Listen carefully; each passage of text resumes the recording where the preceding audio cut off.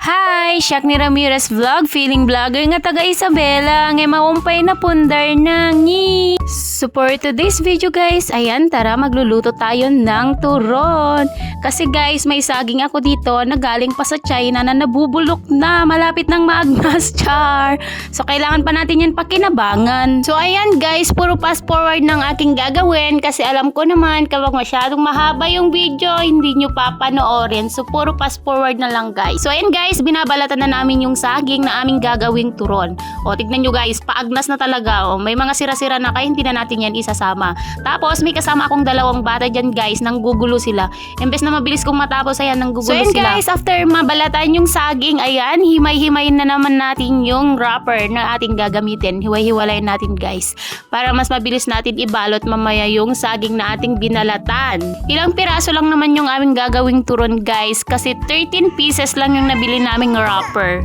Tapos 12 pesos lang din naman yung pinambili ko sa wrapper guys. Ay, pinabili ko pala sa mga bata guys. Grabe no, ang mahal na ng bilihin ngayon, pati wrapper nagmahal na din. Ayan, nahulog pa nga talaga yung isa. Gusto pa talaga niyang makawala no, pero hindi pwede. Kulang na yung ibabalot ko sa wrapper kung mawawala ka pa.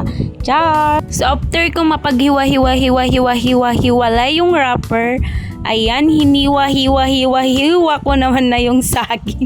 Bakit ang haba? Ayan guys, hiniwa-hiwa ko na lang sa dalawang part yung saging. Tapos guys, tignan nyo yung dalawang kasama ko, kumakain na sila ng saging, hindi pa nga luto eh. So ayan guys, habang gumagawa kami ng merienda, si Mr. naman is naglilinis siya ng chicken.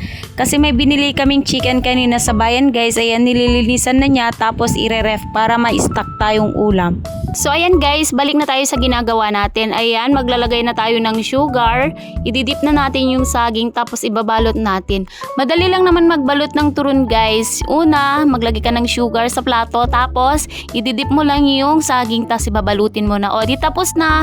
Ganun lang, paulit-ulit lang yung gagawin mo hanggang matapos lahat ng babalutin mong saging. Buti na lang talaga guys, may natira pa yung saging na galing sa China na malapit ng maagnas at nabubulok na. Haha, joke!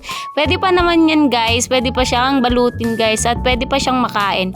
Kaysa naman itatapon ko, ayan, ginawa ko na lang ng turon at may merienda pa kami mamaya. So habang nagbabalot ako ng turon guys, ayan, inistorbo muna ako ni Mr. Inutusan niya muna akong pumunta sa kapitbahay para iparef yung kinatay niyang manok. O diba, nakikiref lang kami kasi nga po wala pa kaming ref. Buti na lang talaga guys, mabait yung kapitbahay namin kaya hinahayaan kaming makiref sa kanila. O di sana all. Diyos ko, hindi ko na matapos-tapos yung pagluluto ng turon na yan.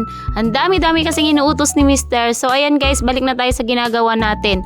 Natapos ko nang ibalot lahat yung turon guys. So ayan, ano pang gagawin natin? Siyempre, magluluto na tayo. So ayan guys, ipriprito lang natin ng bahagya yung turon guys. Hindi naman pwede yung sobrang naksit hindi na natin yan makakain. Kakasabi ko lang bahagya yung pagluluto natin para hindi maksit. Ayan, naksit nga talaga guys. So ano pang gagawin natin? Kainan na, magmerienda na tayo guys. Thank you for watching. Bye-bye!